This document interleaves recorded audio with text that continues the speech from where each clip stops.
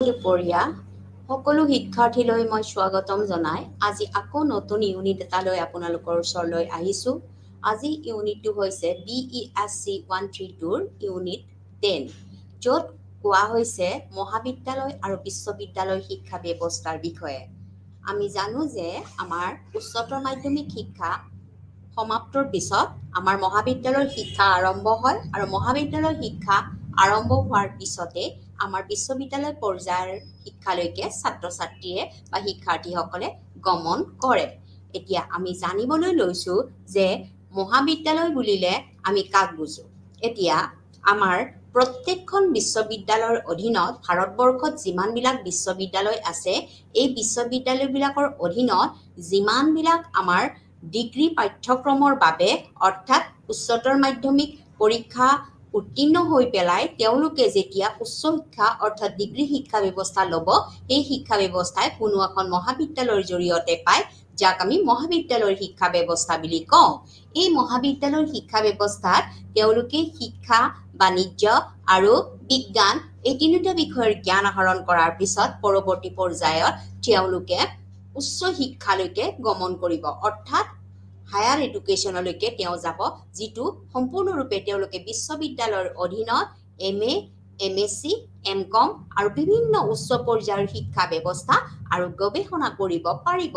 এইটোকে বোলা হয় মহাবিদ্যালয়ৰ শিক্ষা ব্যৱস্থা আৰু বিশ্ববিদ্যালয়ৰ শিক্ষা ব্যৱস্থা। এতিয়া আমি যদি চাওঁ, আমি দেখিবলৈ পাওঁ যে ভাৰতত মহাবিদ্যালয়ৰ সংখ্যা যথেষ্ট বৃদ্ধি পাই আহিছে। আমাৰ ভাৰতবৰ্ষত বহুতো মহাবিদ্যালয় আছে। প্ৰত্যেকখন ৰাজ্যতে বহুতো আমাৰ চৰকাৰী, বেচৰকাৰী আমাৰ বহুতো মহাবিদ্যালয়ৰ সংখ্যা আমি বৃদ্ধি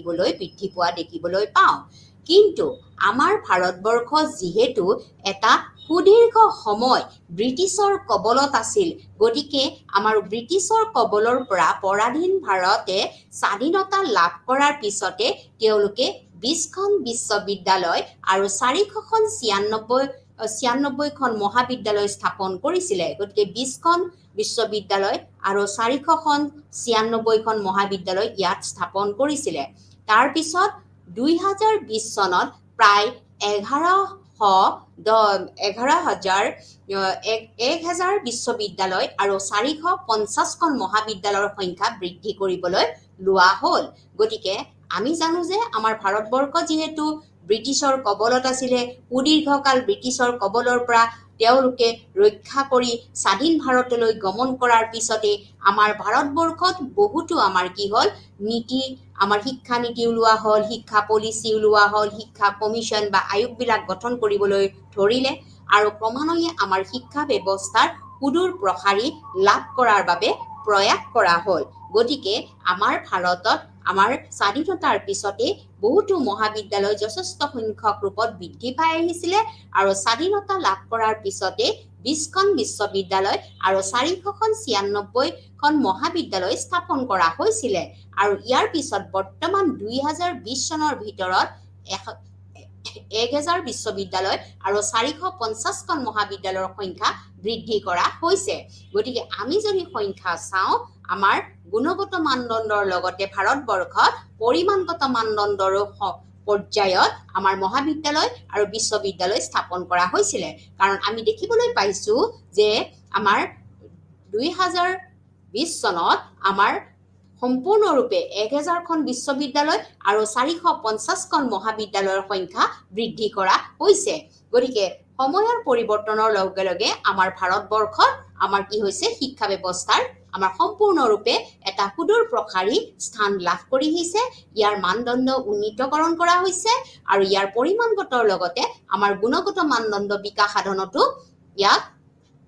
ওপৰলৈ নিয়া হৈছে। ইয়াৰ পৰৱৰ্তী পৰ্যায়ত আমি ক'ব পাৰোঁ যে আমাৰ ভাৰতবৰ্ষৰ যি শিক্ষা ব্যৱস্থা, এই শিক্ষা ব্যৱস্থাৰ বুৰঞ্জী কেনেকুৱা। আমাৰ যি শিক্ষা ব্যৱস্থা, বিশেষকৈ উচ্চ শিক্ষাৰ ক্ষেত্ৰত এটা বুৰঞ্জী আছে। প্ৰত্যেকটো শিক্ষা ব্যৱস্থাৰ এটা নিজস্ব বুৰঞ্জী আছে। যদি অতীত নাথাকে তেতিয়াহ'লে আমাৰ বৰ্তমান সৃষ্টি হ'ব নোৱাৰিব আৰু বৰ্তমানৰ ভিত্তিতহে আমি ভৱিষ্যতৰ কি কৰিব পাৰিম, শিক্ষা ব্যৱস্থা কৰিব পাৰিম। ঠিক সেইদৰে আমাৰ ভাৰতবৰ্ষৰো আমাৰ শিক্ষা ব্যৱস্থাৰ এটা কি আছে, বুৰঞ্জী আছে বা ইতিহাস আছে এতিয়া আমাৰ ভাৰতৰ শিক্ষা ব্যৱস্থাৰ আমি ইতিহাসৰ বিষয়লৈ যদি আহো তেতিয়াহ'লে আমি দেখা পাওঁ আমাৰ ভাৰতবৰ্ষৰ অতি পুৰণি ভাৰতবৰ্ষৰ যিটো আমি প্ৰাচীন কাল বুলি কৈছিলো এই প্ৰাচীন কালৰ উচ্চ শিক্ষা ব্যৱস্থা আমাৰ শিক্ষকৰ শিক্ষা গুৰুকুলৰ চাৰিওফালে আমাৰ দিয়া হৈছিলে অৰ্থাৎ এই সময়ত যি সময়ত আমাৰ ৰামায়ণ মহাভাৰত পুৰাণ এনেকুৱা ধৰণৰ আমাৰ যিবিলাক ধৰ্মগ্ৰন্থ আমি পাই আহিছো সেই সময়ৰ যিটো শিক্ষা ব্যৱস্থা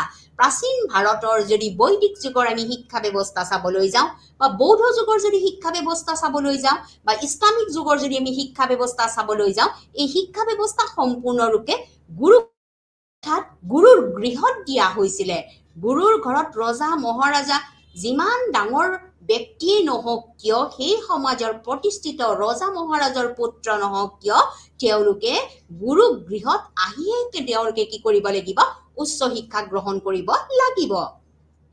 তাৰ পৰৱৰ্তী পৰ্যায়লৈকে যিবিলাক মাদ্ৰাছা আছে মাদ্ৰাছাৰ যিবিলাক বিদ্যালয় আছে এই বিদ্যালয়সমূহ আমাৰ যিসমূহ বিদ্যালয় আছে এই বিদ্যালয়সমূহ আমাৰ বিৰক্তিকৰ প্ৰকৃতিত প্ৰতিষ্ঠা কৰা হয় গতিকে যিবিলাক মাদ্ৰাছা আছে সেই মাদ্ৰাছা শিক্ষা ব্যৱস্থাও আমাৰ কি কৰা হৈছিলে সেই সময়ত তেওঁলোকে মাদ্ৰাছাসমূহলৈকে আহি পেলাই এই শিক্ষা ব্যৱস্থা গ্ৰহণৰ কেন্দ্ৰ হিচাপে বিবেচিত কৰা হৈছিলে এই মাদ্ৰাছাসমূহত শিক্ষাৰ্থীসকলক বিশেষভাৱে ধৰ্ম বা তেওঁলোকৰ যিটো দৰ্শন বা অন্যান্য ধৰণৰ বিষয়ৰ বিভিন্ন ক্ষেত্ৰত তেওঁলোকে শিক্ষা লাভ কৰাৰ এটা প্ৰদৰ্শন বা উদাহৰণ আমি পাই আহিছো যে মাদ্ৰাছাসকলত আমাৰ যিবিলাক শিক্ষাৰ্থী আছে এই শিক্ষাৰ্থীসকলক সাধাৰণতে ধৰ্ম বা তেওঁলোকৰ যিবিলাক দৰ্শন শাস্ত্ৰ বা অন্যান্য যিবিলাক বিষয় আছে এই বিষয়ৰ বিভিন্ন ক্ষেত্ৰসমূহৰ শিক্ষা লাভ কৰাৰ এটা প্ৰদৰ্শন আমি নিদৰ্শন দাঙি ধৰা আমি দেখিবলৈ পাইছিলো গতিকে আমাৰ অতীত ভাৰতৰ যদি উচ্চ শিক্ষাৰ ব্যৱস্থা চাওঁ আমাৰ উচ্চ শিক্ষাৰ মানদণ্ড এই অতীত ভাৰতত আমি দেখি অহা যিবিলাক ধৰ্মগ্ৰন্থ যিবিলাক আমি বৰ্তমান সময়লৈকে আমাৰ আমি প্ৰচলিত হৈ আছে এই ধৰ্মগ্ৰন্থসমূহৰ পৰা যদি আমি দেখিবলৈ পাওঁ আমি প্ৰাচীন বৈদিক যুগতো আমাৰ শিক্ষা ব্যৱস্থা এই সময়ৰ যিবিলাক ৰজা মহাৰাজাৰ সন্তান আছিলে এই সন্তানসকলেও গুৰু গৃহত আহি নিৰ্দিষ্ট অনুশাসনৰ মাজেৰে তেওঁলোকে কি কৰিছিলে উচ্চ শিক্ষা তেওঁলোকে গ্ৰহণ কৰিছিলে এই উচ্চ শিক্ষা যদিও তেওঁলোকৰ ধ্বনি বুদ্ধা আছিলে বা অন্যান্য ধৰ্মগ্ৰন্থ বা তেওঁলোকে যজ্ঞ প্ৰদৰ্শনৰ বাবে বিভিন্ন বস্তু বিচাৰি গৈ পেলাই সময়ত তেওঁলোকে শিষ্য হিচাপে গুৰুৰ ওচৰত তেওঁলোকে আহিছিলে গুৰুৱে বিভিন্ন ধৰণৰ তেওঁলোকৰ আধ্যাত্মিক চিন্তা চৰ্চা নৈতিক চিন্তা চৰ্চাৰ বিষয়ে তেওঁলোকক জ্ঞান দি পেলাই সমাজ প্ৰতিষ্ঠাকৰণৰ ক্ষেত্ৰত যথেষ্ট ৰূপে সহায় কৰিছিলে গতিকে প্ৰাচীন আমি যদি বৈদিক যুগৰ শিক্ষা ব্যৱস্থা চাবলৈ যাওঁ এই বৈদিক যুগৰ শিক্ষা ব্যৱস্থাৰ আমাৰ উচ্চ শিক্ষাৰ যিটো ব্যৱস্থা এই শিক্ষা ব্যৱস্থা সম্পূৰ্ণৰূপে শিক্ষকৰ শিক্ষা গুৰুকুলৰ ভিতৰতে অৰ্থাৎ গুৰু গৃহৰ যিটো চাৰিসীমা এই চাৰিসীমাৰ ভিতৰতে তেওঁলোকৰ শিক্ষা ব্যৱস্থা আবদ্ধ আছিলে তেওঁলোকে তাত্ত্বিকভাৱেই হওক বা তেওঁলোকে ব্যৱহাৰিকভাৱেই হওক এই দুটা শিক্ষা ব্যৱস্থা কিন্তু তেওঁলোকে গুৰু গৃহত থাকিহে লাভ কৰিব পাৰিছিলে ঠিক সেইদৰে ইছলামিক যুগত আমি দেখিছিলো যিসমূহ মাদ্ৰাছা আছিলে এই মাদ্ৰাছাসমূহত তেওঁলোকে কি কৰিছিলে এই মাদ্ৰাছাসমূহত তেওঁলোকে উচ্চ শিক্ষাৰ বাবে বিশেষভাৱে তেওঁলোকক ধৰ্মীয় শিক্ষা ব্যৱস্থা দিয়া হৈছিলে আৰু এই মাদ্ৰাছাসমূহত ধৰ্মৰ লগতে দৰ্শন বা অন্যান্য বিষয়ৰ ক্ষেত্ৰতো তেওঁলোকক পৰিচিত কৰাই দিয়া হৈছিলে এইখিনি হৈছে আমাৰ পুৰণি অতীত কালৰ শিক্ষা বা প্ৰাচীন ভাৰতৰ শিক্ষা ব্যৱস্থা বুলি ক'লে আমি এইখিনি শিক্ষা ব্যৱস্থা আমি দেখিবলৈ পাওঁ কিন্তু ভাৰতবৰ্ষৰ প্ৰাচীন কালতে আমাৰ সেই সময়ত প্ৰাচীন কাল যোৱাৰ পিছত যেতিয়া আমি ব্ৰিটিছৰ কবলত আমাৰ ভাৰতবৰ্ষ অধীনত থাকিলে এই ব্ৰিটিছ যেতিয়া আমাৰ ভাৰতবৰ্ষত প্ৰৱেশ কৰিলে আৰু তেওঁলোকে তেওঁলোকৰ শাসনৰ মতে আমাৰ ব্ৰিটিছাৰ্ছ বিলাকৰ বা ব্ৰিটিছসকলৰ শাসনত আমাৰ ভাৰতীয়সকল থাকিবলৈ লৈছিলে সেই সময়ৰ যিটো উচ্চ শিক্ষাৰ ব্যৱস্থা এই উচ্চ শিক্ষাৰ ব্যৱস্থা এতিয়া আমি আলোচনা কৰিম এই সময়ত যেতিয়া ব্ৰিটিছসকল ভাৰতলৈ আহিছিলে তেওঁলোকৰ উচ্চ শিক্ষাৰ পৰিৱৰ্তনৰ এখন নক্সা আমি দেখিবলৈ পাইছিলো তেওঁলোকৰ কবলত থাকিয়ে আমাৰ ভাৰতীয়সকলেও কিছুমানে উচ্চ শিক্ষা লাভ কৰিব পাৰিছিলে আৰু এই উচ্চ শিক্ষাৰ পৰিৱৰ্তনৰ এটা আমি বিশাল নক্সা আমি দেখিবলৈ পাইছিলো গতিকে সেই নক্সাৰ ভিতৰত ৰাখি পেলাই সেই নক্সাখন তেওঁলোকে অংকিত কৰি পেলাই ভাৰতত তেওঁলোকে কি কৰিছিলে উচ্চ শিক্ষা ব্যৱস্থা তেওঁলোকে আগবঢ়াই নিছিলে আৰু সেই সময়তে কি কৰা হৈছিলে ব্ৰিটিছৰ যিটো উচ্চ শিক্ষাৰ আনুষ্ঠানিক শিক্ষা ব্যৱস্থা তেওঁলোকে স্থাপনৰ তেওঁলোকে গুৰুত্ব প্ৰদান কৰিছিলে ভাষা আৰু সাহিত্যৰ ওপৰত তেওঁলোকে গুৰুত্ব দিছিলে ব্ৰিটিছসকলে কি কৰিছিলে এই উচ্চ শিক্ষা ব্যৱস্থাটো কোনো গুৰু গৃহ নিচিনা বা গুৰু শিষ্যৰ যিটো মিলনৰ ক্ষেত্ৰ এই শিক্ষা ব্যৱস্থাত তেওঁলোকে অৱতীৰ্ণ কৰা নাছিলে তেওঁলোকৰ উচ্চ শিক্ষা ব্যৱস্থাটোত কি কৰা হৈছিলে আনুষ্ঠানিকতা এটা বিশেষ স্থান লাভ কৰিছিলে তেওঁলোকে অনুষ্ঠান প্ৰতিষ্ঠানবিলাক স্থাপন কৰিছিলে আৰু এই অনুষ্ঠান প্ৰতিষ্ঠানসমূহৰ জৰিয়তে তেওঁলোকে শিক্ষা ব্যৱস্থা দিয়াৰ বাবে ভাৰতীয়সকলক তেওঁলোকে কি কৰিছিলে প্ৰস্তুত কৰিছিলে গতিকে তেওঁলোকে উচ্চ শিক্ষাৰ এই স্থানটো বিশেষভাৱে তেওঁলোকে আনুষ্ঠানিকতা বিষয়বস্তুৰ ওপৰত তেওঁলোকে বাহাল ৰাখিছিলে আৰু লগতে এই আনুষ্ঠানিক যেটো শিক্ষা ব্যৱস্থা এই আনুষ্ঠানিক শিক্ষা ব্যৱস্থা তেওঁলোকে ভাষা আৰু সাহিত্যৰ ওপৰত যথেষ্ট পৰিমাণে গুৰুত্ব প্ৰদান কৰিছিলে গতিকে ভাষা আৰু যদি সাহিত্য এই দুটা বস্তুৰ ওপৰত যদি গুৰুত্ব দিয়া নহয় তেতিয়া হলে উচ্চ শিক্ষাৰ ব্যৱস্থা আমি সুদৃঢ় কৰিব নোৱাৰো হেইটো ব্ৰিটিছসকলে তেওঁলোকে অনুভৱ কৰিছিলে ব্ৰিটিছসকলে যদিও ভাৰতীয়সকলক দমনিত কৰিছিলে পীড়িত কৰিছিলে তেওঁলোকৰ অধীনত থাকি পেলাই ভাৰতৰ সকলো শাসন ভাৰ ভাৰতৰ সকলো শৈক্ষিক শিক্ষা ব্যৱস্থা হওক ৰাজনৈতিক শিক্ষা ব্যৱস্থা হওক বা অৰ্থনৈতিক দিকটো তেওঁলোকৰ ওচৰত থাকি পেলাই কৰিব লগা হৈছিলে তেওঁলোকে নীতি নিৰ্দেশনা তেওঁলোকে দিছিলে তথাপিও সেই সময়ৰ যিসকল ভাৰতীয় উচ্চ শিক্ষা গ্ৰহণ কৰিছিলে এই উচ্চ শিক্ষাৰ যেটো ব্যৱস্থা এই ব্যৱস্থা তেওঁলোকে কি কৰিছিলে আনুষ্ঠানিকতা শিক্ষা ব্যৱস্থা গ্ৰহণ কৰাৰ বাবে গুৰুত্ব প্ৰদান কৰিছিলে আৰু লগতে ভাষা আৰু সাহিত্যৰ ওপৰতো তেওঁলোকে গুৰুত্ব দিছিলে গতিকে সেই সময়ৰ ব্ৰিটিছসকলৰ মুখ্য লক্ষ্য আছিল যে প্ৰশাসনিক সেৱা তেওঁলোকৰ মূল লক্ষ্যটো আছিল যে প্ৰশাসনিক সেৱা বা সেনা বা বিশেষত্বৰ বাবে ইংৰাজী ভাষা শ্ৰমিক শ্ৰেণীৰ এটা পুৰ সংহতি প্ৰস্তুত কৰা যেহেতু ব্ৰিটিছাৰসকল ইংলেণ্ডৰ পৰা আহিছিলে তেওঁলোকৰ ভাষাটো আছিল ইংৰাজী ভাষা গতিকে ইংৰাজী ভাষাক প্ৰাধান্য দিয়াৰ ওপৰতে তেওঁলোকে বেছিকৈ গুৰুত্ব দিছিলে আৰু ইংৰাজী ভাষাৰ ওপৰতে তেওঁলোকে উচ্চ শিক্ষাৰ বাবে তেওঁলোকে বিশেষ ব্যৱস্থা গ্ৰহণ কৰিছিলে গতিকে এই ইংৰাজী ভাষাটো কিদৰে তেওঁলোকে আগবঢ়াই নিব এই ইংৰাজী ভাষাটো আগবঢ়াই নিয়াৰ মূলতে কি ইয়াৰ প্ৰশাসনিক সেৱা আৰু বিশেষত্বৰ বাবে ইংৰাজী ভাষাৰ ওপৰত গুৰুত্ব প্ৰদান কৰাটোৱে তেওঁলোকৰ কি হৈছিল এটা পুৰ সংহতি প্ৰস্তুত কৰাৰ বাবে তেওঁলোকে বিশেষভাৱে মনোনীত কৰিছিলে ইয়াৰ উপৰিও আমাৰ ব্ৰিটিছসকলে কি কৰিছিলে তেওঁলোকে যেটো কাম কৰা তেওঁলোকে যেটো কাম কৰিব লাগে বা তেওঁলোকে যেটো শিক্ষাৰ বিষয়বস্তুটো আগবঢ়াই নিব লাগে তাৰ বাবে কেইখনমান মহাবিদ্যালয় আৰু বিশ্ববিদ্যালয় লণ্ডন বিশ্ববিদ্যালয়ৰ দ্বাৰা অনুপ্ৰাণিত কৰিছিলে তেওঁলোকে যেহেতু লণ্ডনৰ পৰা আহিছিলে ইংলেণ্ডৰ পৰা আমেৰিকাৰ পৰা তেওঁলোকৰ উদ্দেশ্যটো আছিল কি আমাৰ ভাৰতবৰ্ষত বেপাৰ বাণিজ্য চলাই ভাৰতীয় মানুহক তেওঁলোকৰ অধীনত ৰাখি পেলাই তেওঁলোকে সকলো লাভৰ অংশ তেওঁলোকে নিজ দেশত কি কৰিব প্ৰতিষ্ঠিত কৰিব এইটোৱে আছিল তেওঁলোকৰ প্ৰশাসনিক লক্ষ্য আৰু ইংৰাজী ভাষাটোক মূল বিষয় হিচাপে লৈ পেলাই আমাৰ ভাৰতীয় শিক্ষা ব্যৱস্থাক আগবঢ়াই নিয়াটো তেওঁলোকৰ এটা মূল লক্ষ্য আছিল গতিকে তেওঁলোকে যিখিনি মহাবিদ্যালয় বা বিশ্ববিদ্যালয় স্থাপন কৰিছিলে সেই বিশ্ববিদ্যালয় আৰু মহাবিদ্যালয় স্থাপন কৰাৰ মূলতে আছিল তেওঁলোকে লণ্ডন বিশ্ববিদ্যালয়ৰ দ্বাৰা অনুপ্ৰাণিত কৰাৰ বাবেহে ব্যৱস্থা গ্ৰহণ কৰিছিলে গতিকে আমাৰ ভাৰতীয় শিক্ষা ব্যৱস্থাৰ যদি ইতিহাস চাবলৈ যাওঁ আমি প্ৰথমতে আমি দেখা পাওঁ আমাৰ বৈদিক যুগৰ পৰা প্ৰাচীন বৈদিক যুগৰ পৰা যেটো একদম প্ৰাচীন ভাৰতবৰ্ষৰ শিক্ষা ব্যৱস্থা ৰজা মহাৰাজাৰ সন্তানসকলে এটা বিশেষ স্থান লাভ কৰিছিলে শিক্ষা গ্ৰহণ কৰাৰ বাবে যত আমি গুৰু গৃহত থাকিবলৈ তেওঁলোকে শিক্ষা গ্ৰহণ কৰিছিলে যত গুৰু আৰু শিষ্যৰ মাজত এটা মধুৰ মিলন স্থাপন হৈছিল তেওঁলোকে গুৰুৰ গৃহত থাকি গুৰুৰ যাৱতীয় কাম কাজ কৰি তেওঁলোকে যজ্ঞ পালনৰ পৰা বিভিন্ন পূজা আদিৰ পৰা নিৰ্মিত সকলো বিষয়বস্তুৰ ওপৰত তেওঁলোকে আগ্ৰহ প্ৰতিষ্ঠিত কৰি পেলাই বিশেষভাৱে নৈতিক আৰু আধ্যাত্মিক চিন্তা চৰ্চাৰ ওপৰত এটা বিশেষভাৱে অনুপ্ৰাণিত কৰাৰ বাবে সেই শিক্ষা ব্যৱস্থা প্ৰচলিত আছিল গতিকে এই প্ৰাচীন কালৰ শিক্ষা ব্যৱস্থাৰ যেটো উচ্চ শিক্ষাৰ স্থান তাত গুৰুৰ পৰিবেশৰ মাজত থাকি গুৰুৰ নিৰ্দেশনত থাকি গুৰুৰ অনুশাসনত থাকি তেওঁলোকে কি কৰিছিল শিক্ষা লাভ কৰিছিল ঠিক সেইদৰে আমাৰ বৌদ্ধিক যুগত হওক বা আমাৰ ইসলামিক যুগত হওক গতিকে আমাৰ যেটো পুৰণি বৈদিক শিক্ষা ব্যৱস্থা এই শিক্ষা ব্যৱস্থা মাদ্ৰাসা সমূহটো কি কৰা হৈছিল এই বিদ্যালয়সমূহ স্থাপনৰ এটা প্ৰকৃতি প্ৰতিষ্ঠিত কৰা হৈছিল আৰু এই মাদ্ৰাসা সমূহত বিশেষকৈ শিক্ষাৰ্থীসকলক ধৰ্ম বা তেওঁলোকৰ যেটো দৰ্শন শাস্ত্ৰ বা অন্যান্য বিষয়ৰ বিভিন্ন বিষয়সমূহৰ ক্ষেত্ৰ হিচাপে ইয়াত শিক্ষা লাভ কৰাৰ ওপৰত গুৰুত্ব দিছিল ইয়াৰ পিছত আমাৰ ভাৰতবৰ্ষ ব্ৰিটিছৰ কবলত আহিল ব্ৰিটিছে আমাৰ শাসন ভাৰ ললে গতিকে সুদীৰ্ঘকাল যি ব্ৰিটিছৰ শাসনকাল এই ব্ৰিটিছৰ শাসনকালতে আমাৰ কি কৰা হৈছিল ভাৰতবৰ্ষতো এটা উচ্চ শিক্ষাৰ বাবে তেওঁলোকে পদক্ষেপ হাতত লৈছিল তেওঁলোকে এখন নক্সা তৈয়াৰ কৰি লৈছিল যে এইখিনি নক্সাৰ ভিতৰতে কি কৰা হ'ব যিখন অংকিত যিখন চিত্ৰ এই চিত্ৰৰ মাজতে তেওঁলোকে আনুষ্ঠানিক শিক্ষা ব্যৱস্থাৰ ওপৰত তেওঁলোকে গুৰুত্ব দিছিলে গতিকে তেওঁলোকৰ যিটো উচ্চ শিক্ষাৰ আনুষ্ঠানিক শিক্ষা ব্যৱস্থা বা ভাষা আৰু সাহিত্যৰ ওপৰত তেওঁলোকে গুৰুত্ব প্ৰদান কৰি পেলাই আহিছিলে আৰু ইয়াৰ উপৰিও যিটো আমাৰ ব্ৰিটিছসকলৰ মূল লক্ষ্য আছিল যে প্ৰশাসনিক সেনা আৰু বিশেষত্বৰ বাবে ইংৰাজী ভাষা শ্ৰমিক শ্ৰেণীৰ এটা সুসংগঠিত প্ৰস্তুত কৰা গতিকে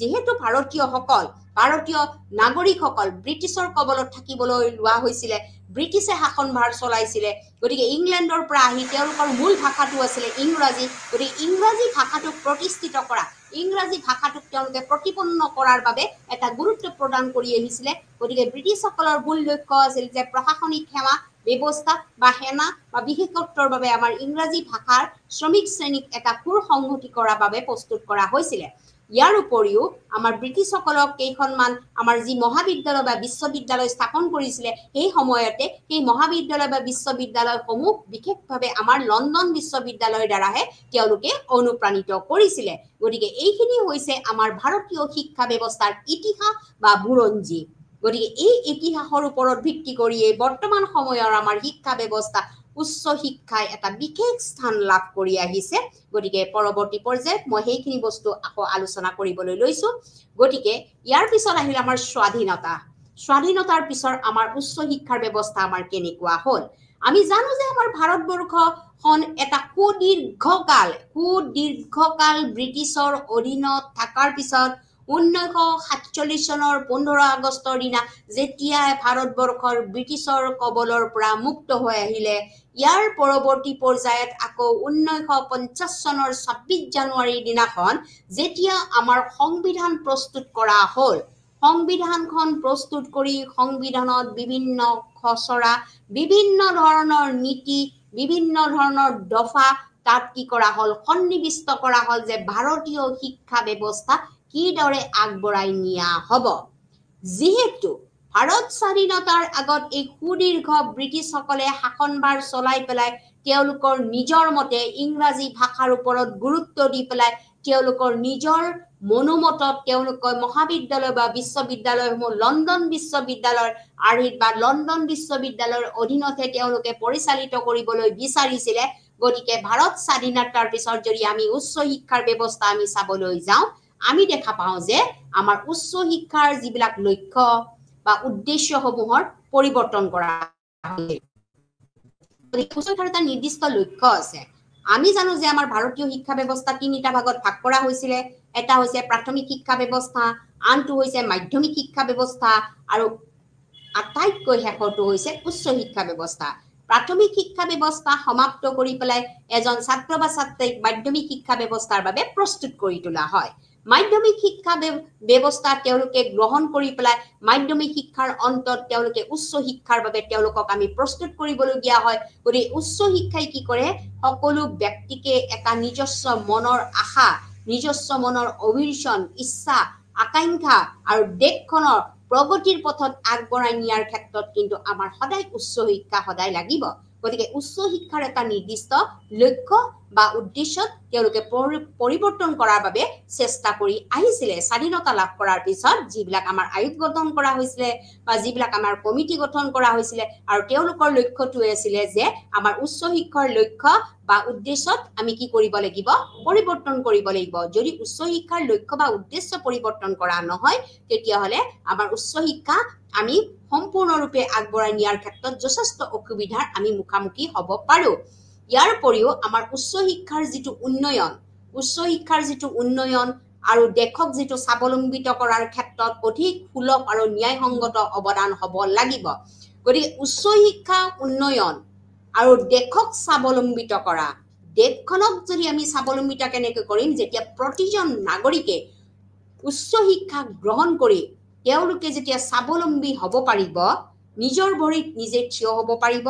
আত্মনিৰ্ভৰশীল হ'ব পাৰিব তেতিয়াহে আমি দেশখনক কি কৰিব পাৰিম স্বাৱলম্বিত কৰিব পাৰিম অৰ্থাৎ যেনেকৈ ব্ৰিটিছসকলে শাসন কৰিছিলে আমি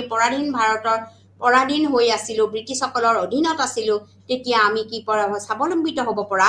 যোৱা নগৈছিলে গতিকে ভাৰতীয় নাগৰিকসকলৰ যিটো উচ্চ শিক্ষাৰ উন্নয়ন বা প্ৰগতি আৰু দেশখনক যদি আমি স্বাৱলম্বিত কৰিবলগীয়া হয় বা স্বাৱলম্বী মুখত আমি আগবঢ়াই নিবলগীয়া হয় তেতিয়াহ'লে অধিক সুলভ মানে অতিকৈ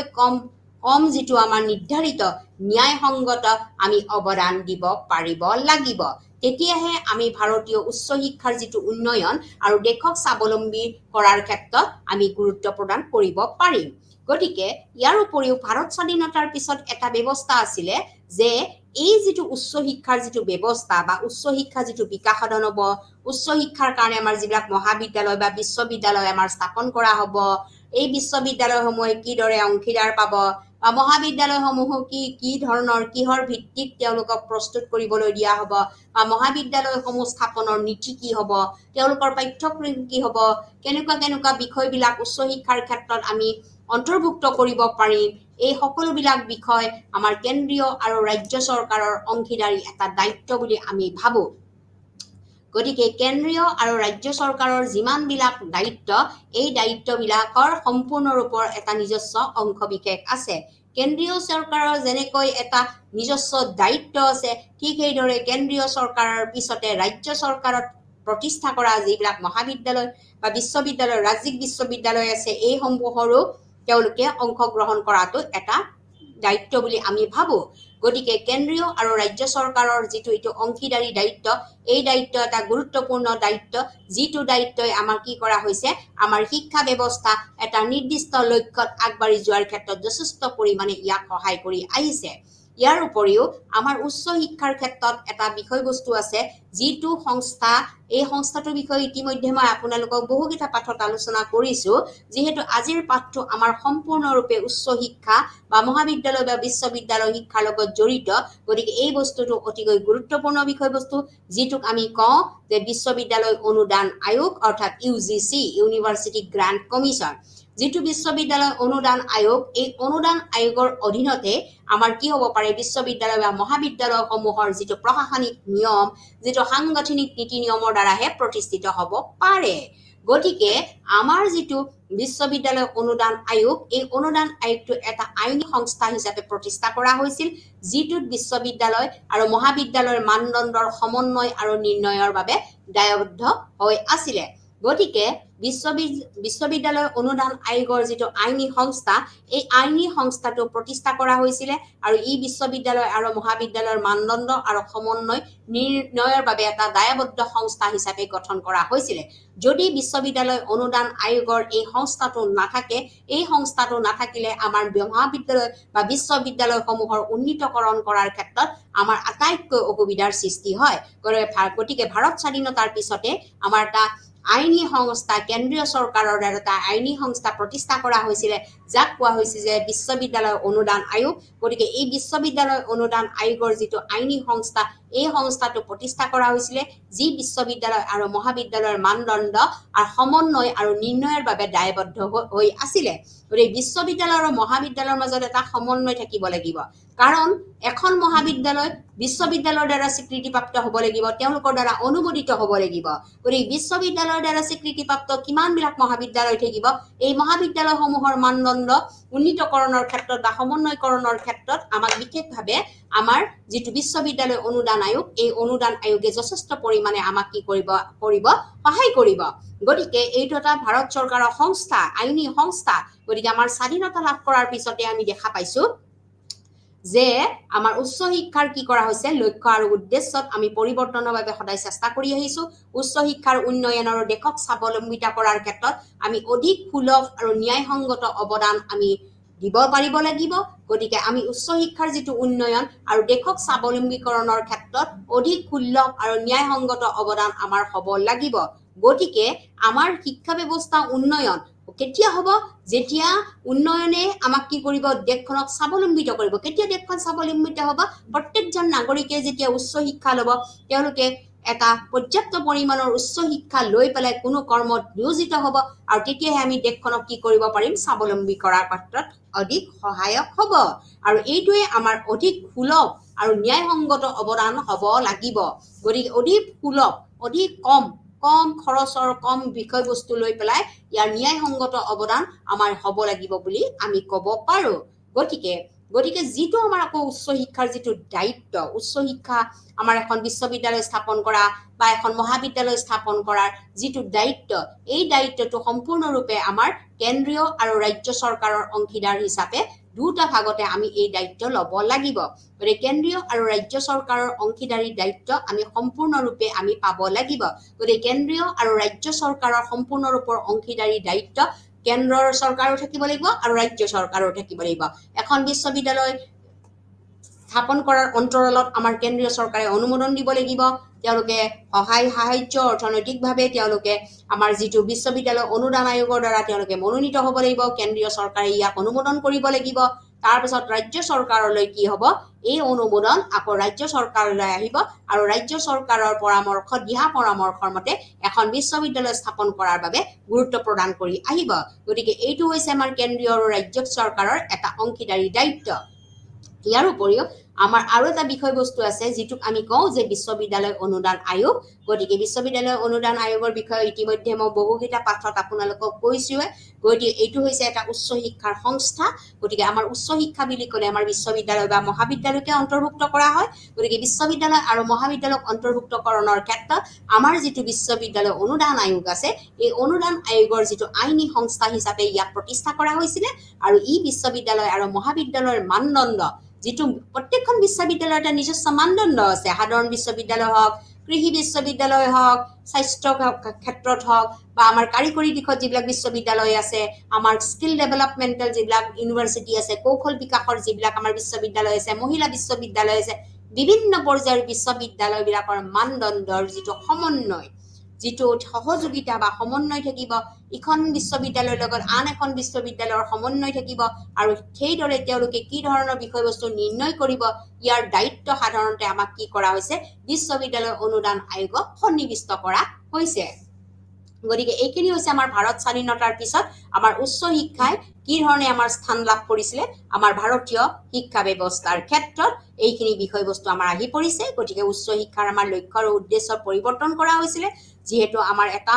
সুদীৰ্ঘকাল আমি ব্ৰিটিছৰ অধীনত আছিলো, এই সময়ত তেওঁলোকৰ সকলোবিলাক অৰ্থনৈতিক দিশত হওক, ৰাজনৈতিক দিশত হওক বা যিকোনো দিশতেই হওক, সামাজিক দিশতেই হওক, সকলোবিলাক দিশতে তেওঁলোকৰ কি হৈছিলে, সম্পূৰ্ণৰূপে তেওঁলোকে ইংলেণ্ডৰ শিক্ষা ব্যৱস্থাৰ দ্বাৰাই তেওঁলোকে প্ৰবাহিত কৰিছিলে। ভাৰতীয়সকলক তেওঁলোকে কি কৰিছিলে, দমন কৰিছিলে। তেওঁলোকৰ ইংৰাজী ভাষাটোক প্ৰাধান্য দিয়া হৈছিলে আৰু যিসমূহ বিশ্ববিদ্যালয় বা মহাবিদ্যালয় সেই সময়ত স্থাপন কৰা হৈছিলে, এইসমূহো তেওঁলোকে কিন্তু লণ্ডন বিশ্ববিদ্যালয়ৰ আৰ্হিতে গঠন কৰা হৈছিলে। গতিকে ভাৰত স্বাধীনতাৰ পিছত মই ক'লোৱে যে আমি 1947 চনৰ 15 আগষ্টৰ দিনা আমাৰ ভাৰতবৰ্ষখন স্বাধীনতা লাভ কৰিছিলে। গতিকে স্বাধীনতা লাভ কৰাৰ পিছতে প্ৰত্যেকজন শিক্ষাবিদ, প্ৰত্যেকজন ৰাজনীতিবিদ, প্ৰত্যেকজন অৰ্থনীতিবিদৰ মূল বিষয়বস্তুটোৱে আছিল যে ভাৰতবৰ্ষত এখন সংবিধান আমি লাগিব। এই সংবিধান অবিহনে আমি কোনো ধৰণৰ শিক্ষা ব্যৱস্থা আমি আগবঢ়াই নিব নোৱাৰো। গতিকে আমাৰ শিক্ষা ব্যৱস্থা কি হ'ব, আমি কোনটো শিক্ষা ব্যৱস্থাত কোনটো দফাত আমি অন্তৰ্ভুক্ত কৰিম, কোনটো আমাৰ দফাই কোনটো বিষয়বস্তুক আগবঢ়াই নিব,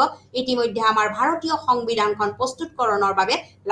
লাগিলে। গতিকে ভাৰতীয় সংবিধানখন কি কৰা হ'ল, আমাৰ 1950 চনৰ 26 জানুৱাৰীৰ দিনা আমাৰ সংবিধানখন বলবৎ কৰা হ'ল আৰু এই সংবিধানত থকা যিমানবিলাক খচৰা, যিমানবিলাক দফা আছে, যিমানবিলাক আৰ্টিকুল আছে, এই সকলোবিলাকতে আমাৰ ভাৰতীয় শিক্ষা ব্যৱস্থাৰ নাগৰিকসকলৰ সকলোবিলাক সা সুবিধা দিয়া হৈছে। সাধাৰণ নাগৰিকৰ লগতে আমাৰ অনুসূচিত জাতি, জনজাতি, উপজাতি, আমাৰ যিমানবিলাক আমাৰ পিছপৰা জাতি জনজাতি আছে, এই সকলোবিলাকে কি ধৰণে কোনটো দফাৰ দৰে কোনটো আৰ্টিকলৰ দ্বাৰা তেওঁলোকে কেনেকুৱা সুবিধা পাব, গতিকে কেনেকৈ এখন মহাবিদ্যালয় হওক, এখন বিশ্ববিদ্যালয় হওক বা প্ৰাথমিক শিক্ষা ব্যৱস্থাই হওক বা প্ৰাথমিক শিক্ষা ব্যৱস্থাই হওক বা মাধ্যমিক শিক্ষা ব্যৱস্থাই হওক, কি ধৰণে তেওঁলোকে এই সুবিধা সংবিধানৰ জৰিয়তে পাব, তাৰ বাবে আমাৰ উঠি পৰি লগা হ'ল। গতিকে তাৰ বাবে আমাৰ কি কৰা হৈছিলে, আমাৰ উচ্চ শিক্ষাৰ লক্ষ্য আৰু উদ্দেশ্যৰ পৰিৱৰ্তনৰ কথা আহিছিলে। গতিকে উচ্চ শিক্ষাৰ লক্ষ্য আৰু পৰিৱৰ্তনৰ যিটো উদ্দেশ্য, এই উদ্দেশ্যটো আমাৰ ভাৰত স্বাধীনতাৰ পিছত আমাৰ উল্লেখনীয় পদক্ষেপ হিচাপে আমি ল'ব পাৰো। যিহেতু সেই সময়তে আমাৰ ভাৰতবৰ্ষত কি কৰা হৈছিলে, সংবিধানখন সৃষ্টি কৰা হৈছিলে আৰু সেই সংবিধানখনতে আমাৰ বিভিন্ন দফাত বিভিন্ন ধৰণৰ বিষয়বস্তুসমূহ অন্তৰ্ভুক্ত কৰা হৈছে, বিভিন্ন আমাৰ আৰ্টিকুলসমূহ আমি অন্তৰ্ভুক্ত কৰা হৈছে। গতিকে উদাহৰণস্বৰূপে মই এটা ক'ব পাৰো যে আৰ্টিকুল 45 আমাৰ ভাৰতীয় সংবিধানৰ 45 নং অনুচ্ছেদত কি কোৱা হৈছে যে জাতি, ধৰ্ম, ভাষা নিৰ্বিশেষে সকলো ল'ৰা ছোৱালীয়ে ভাৰতীয় সকলো ল'ৰা ছোৱালীয়ে 6 বছৰৰ পৰা 14 বছৰলৈকে বিনামূলীয়া বাধ্যতামূলক আৰু সাৰ্বজনীন শিক্ষা ব্যৱস্থা তেওঁলোকে গ্ৰহণ কৰিব পাৰিব এইটো আছিল আমাৰ কি ভাৰতীয় সংবিধানৰ 45 নং অনুচ্ছেদত এই কথাখিনি উল্লেখ কৰা আছিল গতিকে সেইদৰে আমাৰ উচ্চ শিক্ষাৰ ক্ষেত্ৰতো তেওঁলোকে বিশ্ববিদ্যালয় কেনেকুৱা বিশ্ববিদ্যালয় তেওঁলোকে নামভৰ্তিকৰণ কৰিব পাৰিব কিমানখিনি তেওঁলোকৰ নম্বৰ লাগিব গতিকে এইখিনি আমাৰ উচ্চ শিক্ষাৰ বাবে সকলোবিলাক পদক্ষেপৰ শিক্ষাৰ লক্ষ্য আৰু উদ্দেশ্য পৰিৱৰ্তনৰ বাবে আমাৰ ভাৰতীয়সকল বা শিক্ষাবিদসকলে আমাৰ উঠি পৰি লাগিছিলে তাৰ পৰৱৰ্তী পৰ্যায়ত উচ্চ শিক্ষাৰ যিটো উন্নয়নৰ ব্যৱস্থা বা দেশক স্বাৱলম্বিত কৰাৰ ক্ষেত্ৰত যিটো অধিক সুলভ আৰু ন্যায়সংগত অৱদান ইয়াৰ ওপৰতো গুৰুত্ব প্ৰদান কৰা হৈছিলে ইয়াৰ উপৰিও কেন্দ্ৰীয় আৰু ৰাজ্যিক চৰকাৰৰ অংশীদাৰী এটা দায়িত্ব আছিল আৰু ইয়াৰ উপৰিও আমাৰ যিটো ভাৰতীয় যিটো আমাৰ ইউজিচি সংস্থা ইউনিভাৰ্চিটি গ্ৰেণ্ড কমিশ্যন অৰ্থাৎ বিশ্ববিদ্যালয় অনুদান আয়োগ এই অনুদান আয়োগক এটা আইনী সংস্থা হিচাপে কেন্দ্ৰীয় চৰকাৰৰ দ্বাৰা প্ৰতিষ্ঠিত এটা সংস্থা যিটো সংস্থাত বিশেষভাৱে বিশ্ববিদ্যালয় আৰু মহাবিদ্যালয়সমূহৰ মানদণ্ডৰ সমন্বয় আৰু নিৰ্ণয়ৰ বাবে ইয়াৰ দায়বদ্ধ আছিল গতিকে আমাৰ বিশ্ববিদ্যালয় অনুদান আয়োগেই হৈছে এটা গুৰুত্বপূৰ্ণ আয়োগ গতিকে এই আয়োগখনে বিশেষভাৱে তদাৰক কৰে কি আমাৰ মহাবিদ্যালয়ৰ বিশ্ববিদ্যালয়সমূহৰ অনুদান তেওঁলোকে প্ৰদান কৰে আৰু সকলোবিলাক আন্তঃগাঁথনিৰ দিশ তেওঁলোকে পৰ্যালোচনা কৰে আৰু বিভিন্ন ধৰণৰ দিহা পৰামৰ্শ দি পেলাই এখন বিশ্ববিদ্যালয় বা মহাবিদ্যালয় আগবঢ়াই নিয়াৰ ক্ষেত্ৰত এই বিশ্ববিদ্যালয় অনুদান আয়োগৰ বৰঙণি যথেষ্ট পৰিমাণে আছে যিটো আমাৰ ভাৰত স্বাধীনতাৰ পিছতে এইখিনি উল্লেখযোগ্য পদক্ষেপ হাতত লোৱা হৈছিল যে আমি উচ্চ শিক্ষা কিদৰে আৰু কেনেকৈ আগবঢ়াই নিম গতিকে ইয়াৰ পৰৱৰ্তী পৰ্যায়ত আমি পালো যে আমাৰ ভাৰতীয় উচ্চ শিক্ষাৰ কিছুমান কি আছে লক্ষ্য বা উদ্দেশ্য আছে ভাৰতীয় উচ্চ শিক্ষাৰ কিছুমান লক্ষ্য বা উদ্দেশ্য আছে এতিয়া ভাৰতীয় উচ্চ শিক্ষাৰ লক্ষ্য বা উদ্দেশ্য বুলি ক'লে আমি কেনেকুৱা ধৰণৰ কথাবিলাক আমাৰ ইয়াতে উল্লেখ হয় আমি জানো যে প্ৰত্যেকটো বিষয়বস্তুৰ এটা নিৰ্দিষ্ট লক্ষ্য আছে নিৰ্দিষ্ট এটা উদ্দেশ্য আছে প্ৰাথমিক শিক্ষাৰ এটা নিৰ্দিষ্ট লক্ষ্য বা উদ্দেশ্য আছে ঠিক সেইদৰে মাধ্যমিক শিক্ষাৰ এটা নিৰ্দিষ্ট লক্ষ্য বা উদ্দেশ্য আছে ঠিক সেইদৰে আমাৰ উচ্চ শিক্ষাৰ এটা নিৰ্দিষ্ট লক্ষ্য বা উদ্দেশ্য আছে মই এটা সৰু উদাহৰণ দিছো গতিকে আমাৰ ভাৰত স্বাধীনতাৰ পিছত আমাৰ ব্ৰিটিছসকলৰ যেতিয়া অধীনত থকা হ'ল তেতিয়া আমাৰ শিক্ষা ব্যৱস্থা আমি বহুল পৰিমাণে আমাৰ ভাৰতীয়সকল পিছ পৰি আছিলে এই সময়ত প্ৰাথমিক শিক্ষা ব্যৱস্থাই হওক মাধ্যমিকেই হওক বা উচ্চ শিক্ষাৰ ব্যৱস্থাই তেওঁলোকৰ অধীনত মুষ্টিমীয় লোকসকলেহে ল'ব পাৰিছিলে কিন্তু ভাৰতৰ বহুত জনতাই আমাৰ এই শিক্ষা ব্যৱস্থাৰ পৰা তেওঁলোকে বঞ্চিত হৈছিলে যেতিয়া ভাৰতে ব্ৰিটিছৰ কবলৰ পৰা মুক্ত হৈ পেলাই পৰাধীন ভাৰত যেতিয়া স্বাধীনতা লাভ কৰিলে আৰু তেওঁলোকে সংবিধান ৰচনা কৰিলে এই সংবিধান ৰচনা কৰাৰ লগে লগে আমাৰ কি হ'ল কিছুমান লক্ষ্য বা উদ্দেশ্য হাতত ল'ব লগা হ'ল যদি প্ৰত্যেকটো বিষয়বস্তুৰ যেনেকৈ লক্ষ্য থাকে আমাৰ প্ৰত্যেকটো শিক্ষা ব্যৱস্থাৰো লক্ষ্য থাকে তাৰ পিছত আমাৰ চিন্তা কৰা হ'ল যে ভাৰতীয়সকল কিমান শিক্ষা ব্যৱস্থাত পিছ পৰি আছে দেখা পোৱা গ'ল যে আমাৰ ভাৰতীয় শিক্ষা ব্যৱস্থাত বৰ্তমান সময়লৈকে সেই সময়লৈকে আমাৰ প্ৰাথমিক শিক্ষাৰ বিকাশ সাধন হোৱা নাছিল যদি প্ৰাথমিক শিক্ষাৰ বিকাশ সাধনেই নহয় তেতিয়াহ'লে মাধ্যমিক বা উচ্চ শিক্ষা জানো বিকাশ সাধন হ'ব গতিকে এইটো এটা গুৰুত্বপূৰ্ণ প্ৰশ্ন গতিকে সেই সময়তে আমাৰ ভাৰতীয় সংবিধানৰ 45 নং অনুচ্ছেদত এটা পদক্ষেপ হাতত লোৱা হৈছিলে যে জাতি ধৰ্ম ভাষা নিৰ্বিশেষে সকলো ভাৰতীয় ল'ৰা ছোৱালী 6 পৰা 14 বছৰলৈকে বিনামূলীয়া বাধ্যতামূলক আৰু সাৰ্বজনীন শিক্ষা ব্যৱস্থা তেওঁলোকে গ্ৰহণ কৰিব পাৰিব গতিকে সাৰ্বজনীন শিক্ষা ব্যৱস্থা গ্ৰহণ কৰাৰ লগে লগে আমি কি কৰিব পাৰিম পৰৱৰ্তী সময়ত আমি মাধ্যমিক শিক্ষা ব্যৱস্থাৰ কথা আমি অনুভৱ কৰিব পাৰিম আৰু মাধ্যমিক শিক্ষাৰ অন্তত এজন ছাত্ৰ বা ছাত্ৰীয়ে তেওঁলোকে নিজকে স্বাৱলম্বী হ'ব পাৰে কিয়নো মাধ্যমিক শিক্ষাটো হৈছে তেওঁলোকৰ জীৱনৰ এটা পদক্ষেপ গতিকে তেওঁলোকৰ জীৱনৰ এটা সম্পূৰ্ণৰূপে জীৱন নিৰ্বাহৰ এটা পদক্ষেপ কাৰণ যিসকল ছাত্ৰ ছাত্ৰী অৰ্থনৈতিকভাৱে সবল নহয় তেওঁলোকে মাধ্যমিক শিক্ষাৰ অন্তত নিজকে কোনো এটা চাকৰিৰ বাবে বা কোনো এটা বৃত্তিৰ বাবে তেওঁলোকে প্ৰস্তুত হ'ব পাৰে অন্যথা আৰু যিসকল ছাত্ৰ ছাত্ৰীয়ে সম্পূৰ্ণৰূপে তেওঁলোকে শৈক্ষিক ক্ষেত্ৰত হওক বা অৰ্থনৈতিক ক্ষেত্ৰত হওক তেওঁলোকে টনকিয়াল তেওঁলোকে উচ্চ শিক্ষাৰ কথা তেওঁলোকে ভাবিব পাৰে এইটো হৈছে এটা গুৰুত্বপূৰ্ণ লক্ষ্য গতিকে ঠিক সেইদৰে আমি যদি দেখিবলৈ পাওঁ যে আমাৰ যিবিলাক মহাবিদ্যালয় আছে বা বিশ্ববিদ্যালয় আছে এই সমূহৰো কিছুমান কি আছে নিৰ্দিষ্ট আমাৰ লক্ষ্য বা উদ্দেশ্য আছে এতিয়া নিৰ্দিষ্ট লক্ষ্য বা উদ্দেশ্য বুলি ক'লে আমি কিছুমান এনেকুৱা ধৰণৰ লক্ষ্য বা উদ্দেশ্য পাওঁ যিসমূহ লক্ষ্য বা উদ্দেশ্যই বৰ্তমান সময়ত আমাৰ ভাৰতীয় উচ্চ শিক্ষাৰ ক্ষেত্ৰত এটা বিশেষ স্থান লাভ কৰি পেলাই আমি বৰ্তমান সময়ত আমি উচ্চ শিক্ষাৰ মানদণ্ড যথেষ্ট ৰূপে বিকাশ সাধন হোৱাক আমি দেখিবলৈ পাইছো গতিকে প্ৰথমটো যদি আমি উদ্দেশ্য চাওঁ যে ভাৰতৰ যিবিলাক বিভিন্ন প্ৰকাৰৰ মহাবিদ্যালয় আছে আৰু যিবিলাক বিশ্ববিদ্যালয় গঠন কৰা হৈছে তাৰ কাৰ্যৰ বিষয়ে বুজাবুজিৰ বিকাশ সাধন কৰা এতিয়া ভাৰততো বহুত মহাবিদ্যালয় আছে বিভিন্ন প্ৰকাৰৰ মহাবিদ্যালয় আছে কলা হওক বিজ্ঞান হওক বাণিজ্য হওক কাৰিকৰী দিশত হওক কৃষিৰ দিশত হওক বা আমাৰ চিকিৎসা শাস্ত্ৰৰ ক্ষেত্ৰত হওক আমাৰ বিভিন্ন প্ৰকাৰৰ আমি মহাবিদ্যালয় আমি আমাৰ ভাৰতবৰ্ষত পাওঁ আৰু যিবিলাক বিশ্ববিদ্যালয় গঠন কৰা হৈছে আৰু যিবিলাক বিশ্ববিদ্যালয়ৰ অধীনত প্ৰত্যেকখন মহাবিদ্যালয়ে পৰিচালিত হৈছে এই যিবিলাক বিশ্ববিদ্যালয় গঠন কৰা হৈছে তাৰ যেটো কাৰ্য প্ৰত্যেকখন বিশ্ববিদ্যালয়ৰ এটা নিজস্ব কাৰ্যক্ৰমণিকা থাকে এই কাৰ্যক্ৰমণিকাৰ বিষয়ে বুজাবুজিৰ যেটো বিকাশ সাধনৰ মাধ্যম এই বিকাশ সাধন কৰাটোই হৈছে আমাৰ উচ্চ শিক্ষাৰ প্ৰথমটো লক্ষ্য নেক্সট আমাৰ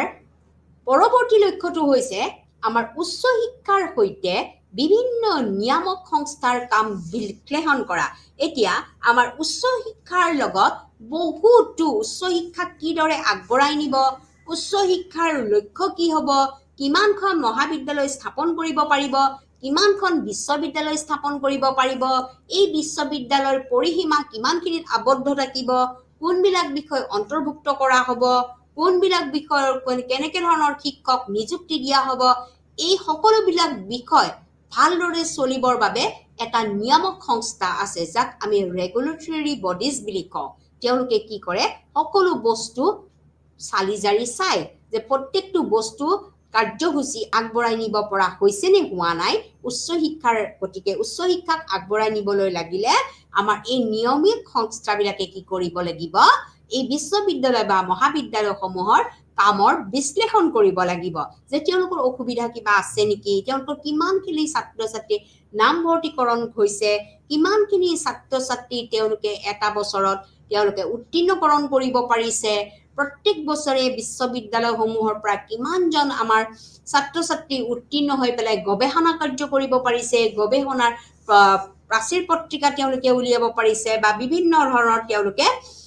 ডিগ্ৰী লাভ কৰিছে এই সকলোবিলাক বিষয়ৰ এটা নিয়ামক সংস্থা আছে এই নিয়ামক সংস্থাটোৱে কি কৰে উচ্চ শিক্ষাৰ বিভিন্ন কামবিলাক বিশ্লেষণ কৰাত সহায় কৰে এইটো এটা হৈছে উচ্চ শিক্ষাৰ মূল লক্ষ্য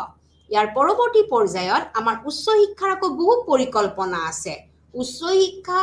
আমি উচ্চ স্থান পাবলৈ হলে বা ৰাষ্ট্ৰীয় বা আন্তঃৰাষ্ট্ৰীয় পৰ্যায়ৰ বিশ্ববিদ্যালয়সমূহৰ লগত সমপৰ্যায়ত আমি যদি চলিব লগা হয় আমাৰ কিন্তু বহুতো পৰিকল্পনা আছে আৰু বহুতো ব্যৱস্থাপনা আছে গতিকে এই পৰিকল্পনা আৰু ব্যৱস্থাপনাৰ যেটো তাৎপৰ্য এই তাৎপৰ্যটো আমাক বুজাত কোনে সহায় কৰে আমাৰ উচ্চ শিক্ষাই সহায় কৰে গতিকে উচ্চ শিক্ষাৰ লক্ষ্যটো হ'ব লাগিব উচ্চ শিক্ষাৰ ক্ষেত্ৰত বছৰে বছৰে যেটো পৰিকল্পনা কৰা হয় এই পৰিকল্পনাৰ লগত কি কি ব্যৱস্থা হাতত লোৱা হৈছে ইয়াৰ তাৎপৰ্যটো বুজি লোৱাটো এটা গুৰুত্বপূৰ্ণ উদ্দেশ্য আমাৰ উচ্চ শিক্ষাৰ ক্ষেত্ৰত আৰু ইয়াৰ লগত যিবিলাক সম্পৰ্কিত আমাৰ বিষয় আছে বিশ্ববিদ্যালয় এখন অকল যে আন্তঃগাঁথনিমূলক দিশ থাকিব প্ৰশাসনিক দিশ থাকিব বা সাংগঠনিক দিশ থাকিব এইটোৱে নহয় ইয়াৰ লগত সম্পৰ্কিত বহুতো আমাৰ বিষয় থাকে এখন কৰ্মশালা অনুষ্ঠান কৰা বছৰি কিমানখিনি ছাত্ৰ ছাত্ৰীক গৱেষণামূলক কাৰ্য কৰি পেলাই তেওঁলোকে সেই বিশ্ববিদ্যালয়ৰ পৰা তেওঁলোকে এটা সন্মানজনক ডিগ্ৰী লাভ কৰিছে এইটো এটা বিষয় বিভিন্ন আনুষংগিক আমাৰ বিষয় থাকে কোনটো বিভাগীয় বিষয়ত কেনেকুৱা ধৰণৰ পুথিভঁৰালৰ দৰকাৰ হ'ব কেনেকুৱা পুথিভঁৰালত কি ধৰণৰ পাঠ্যক্ৰম ৰাখা হ'ব এইটো এটা গুৰুত্বপূৰ্ণ আনুষংগিক বিষয় ইয়াৰ উপৰিও আমাৰ যিবিলাক বিজ্ঞান শাখাৰ যিবিলাক বিভাগ আছে বিজ্ঞান শাখাৰ বিভাগ পদাৰ্থ বিজ্ঞানেই হওক বা ৰাসায়নিক বিজ্ঞানেই হওক বা জীৱ বিজ্ঞানেই হওক এওঁলোকৰ যিটো আমাৰ স্কিলফুল বা যি কৌশলপূৰ্ণ দিশসমূহৰ বাবে কেনেকুৱা বিষয়বস্তু তেওঁলোকক গৱেষণা কাৰ্য কৰিবৰ বাবে কেনেকুৱা ধৰণৰ লেবৰেটৰী বা গৱেষণাগাৰৰ দৰকাৰ হ'ব, তেওঁলোকে পৰীক্ষণ কাৰ্য কিদৰে চলাব,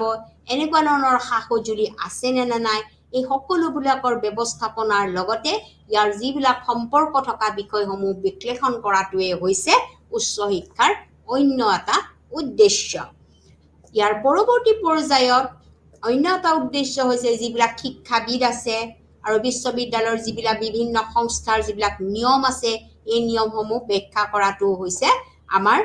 বিশ্ববিদ্যালয় শিক্ষাৰ অন্য এটা লক্ষ্য। এতিয়া যিবিলাক আমাৰ শিক্ষাগুৰু আছে বা শিক্ষাবিদ জড়িত হৈ আছে বিভিন্ন মহাবিদ্যালয় বা বিশ্ববিদ্যালয়সমূহত যিবিলাক আছে, এই বিভিন্ন সংস্থাৰ আমাৰ বহুতো কিছুমান নিয়ম আছে। শিক্ষক নিযুক্তিকৰণ হওক, তেওঁলোকৰ শিক্ষক নিযুক্তিকৰণৰ ক্ষেত্ৰত তেওঁলোকৰ নিম্নতম কিমানখিনি মানদণ্ডৰ নম্বৰৰ প্ৰয়োজন হয়। শিক্ষক নিযুক্তিকৰণৰ ক্ষেত্ৰত তেওঁলোকে কোনো এটা বিভাগৰ পৰা উত্তীৰ্ণ হৈ পেলাই যিটো আমাৰ বিশ্ববিদ্যালয় অনুদান আয়োগে ধৰি দিয়া নিৰ্ধাৰিত নম্বৰৰ উপৰিও আৰু অন্যান্য ধৰণৰ কি তেওঁলোকৰ বৃত্তিগত তেওঁলোকৰ ক্ষমতা বা দক্ষতা আছে বা কি গুণ আছে, এইখিনি আমাৰ জানিব লগাটো আটাইতকৈ দৰকাৰী বিষয়বস্তু। এই বিষয়বস্তুটোৰ যিটো বিভিন্ন সংস্থাসমূহৰ নিয়মসমূহ ব্যাখ্যাকৰণ কৰাৰ ক্ষেত্ৰতো আমাৰ কি হৈছে, আমাৰ বিশ্ববিদ্যালয়ে এটা উদ্দেশ্য হিচাপে পৰিগণিত হৈছে। ইয়াৰ উপৰিও আমাৰ শেষৰটো আমাৰ উদ্দেশ্য হৈছে যে উচ্চ শিক্ষা ব্যৱস্থাৰ প্ৰসংগ বিকাশত বিভিন্ন মানৱ সম্পদৰ ব্যৱস্থানৰ উপাদান। আমি জানো যে মানৱ সম্পদ অৰ্থাৎ হিউমেন ৰিচোৰ্চ, মানৱ সম্পদ নহ'লে আমাৰ কোনো এটা বিভাগ আমি পৰিচালনা কৰিব নোৱাৰো। গতিকে এই মানৱ সম্পদৰ যিটো প্ৰসংগ, যে মানৱ সম্পদ আমি কিদৰে বিকাশ সাধন কৰিম, প্ৰত্যেক বছৰে আমি কিমানখিনি টিচাৰ নিযুক্তি দিব পাৰিম,